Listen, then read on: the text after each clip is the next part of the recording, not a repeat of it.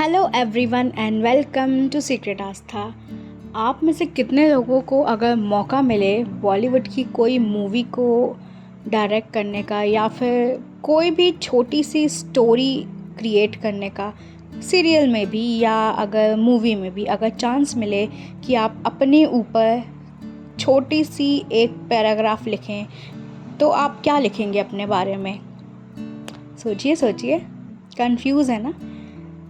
आज अपन बात करेंगे कि स्क्रिप्टिंग क्या होती है। देखिए, बेसिकली दो तरीके की स्क्रिप्टिंग होती है। पहली होती है कि जिसमें आपको अपना पूरी स्क्रिप्टिंग लिखनी है कि आप खुद को फ्यूचर में कहाँ देखना चाहते हैं, तो उसको आपको प्रेजेंट टेंस में एक लेटर के फॉर्म में लिखना होता है। और शॉर्ट स्क्रिप्टिंग होती है जो आप सिर्फ अफर्मेशन के रूप में कर सकते हैं। आज का फर्स्ट पार्ट जो स्क्रिप्टिंग मैं आपको सिखाऊंगी वो है शॉर्ट स्क्रिप्टिंग, यानी कि आप सिर्फ अफर्मेशन के रूप में अपनी सारी इच्छाएं जो आप फ्यूचर टेंस में चाहते हैं, जो आप फ्यूचर में चाहते हैं, तो आप उसको एज अ प्रेजेंट टेंस में कैसे लिख सकते हैं अफर्मेशन के रूप में। तो चलिए स्टार्ट करते हैं वीडियो। अगर आप नोट करना चाहते हैं तो पेन और कॉपी ले लीजिए, नहीं तो आप सुनिए और फिर आप अपने अनुसार इसको शॉर्ट टर्म स्क्रिप्टिंग में कॉपी में लिख सकते हैं।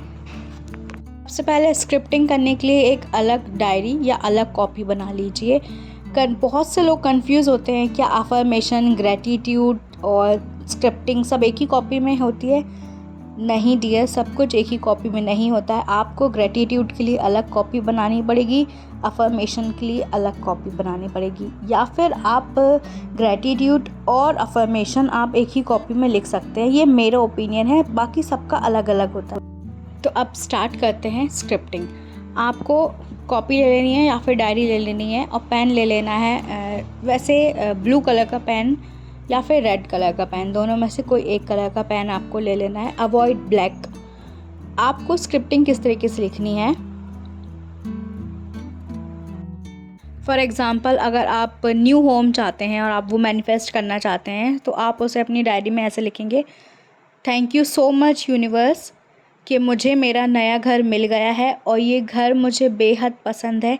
इस घर की खिड़की, दरवाज़े, किचन, सोफ़े, सारी चीज़ें बिल्कुल वैसी ही हैं जैसे मैंने सोची थी। ये घर मुझे खुशी देता है। इस घर में बहुत सारी पॉजिटिव एनर्जी है। Thank you, thank you, thank you so much universe.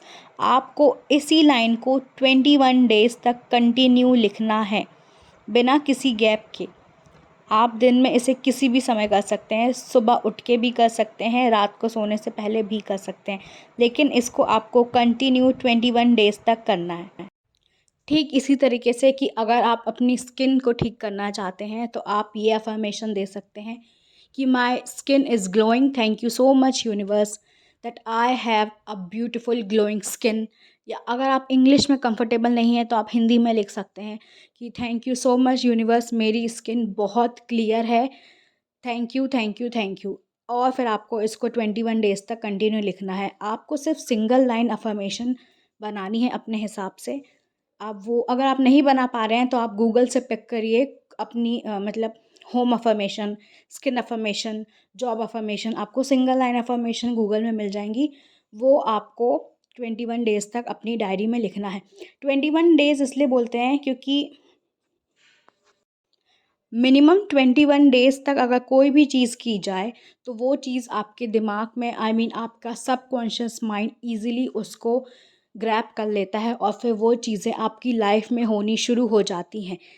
21 days से लेके 30 डेज़ तक आप ये कर सकते हैं। मीन्स आप इसको पूरा 1 महीना भी लिख सकते हैं और आप इसे 1 महीना नहीं लिख सकते तो 21 डेज़ तक लिख सकते हैं, लेकिन लिखना डेली है। अब लिखने से क्या होता है? लिखने से आपकी एनर्जी लगती है, आपका पूरा ध्यान जाता है और साथ ही साथ आपकी जो एनर्जी बाहर निकलती है लिखते समय, आपकी हैंडराइटिंग के थ्रू, वो आपके सबकॉन्शियस माइंड से जाती हैं। और आप जब बार बार कोई भी एक सेंटेंस लिखते हैं तो वो सेंटेंस या वो वर्ड्स आपका सबकॉन्शियस माइंड ग्रैब करना शुरू कर देता है। अगर जिन जिन ने the power of subconscious mind पढ़ी होगी उनको पता होगा कि सबकॉन्शियस माइंड झूठ और सच में अंतर नहीं बता पाता। इसीलिए अफर्मेशन को इस तरीके से लिखा जाता है जैसे कि चीज़ें आपकी लाइफ में ऑलरेडी हो चुकी हैं। इसीलिए आपको ये चीज़ें लिखनी चाहिए। लिखने में बहुत पावर होती है स्क्रिप्टिंग के थ्रू। तो आप जब भी ये सेंटेंस जैसे भी लिखेंगे, जो भी आप मैनिफेस्ट करना चाहते हैं, वो आपकी लाइफ में होना शुरू हो जाएगा।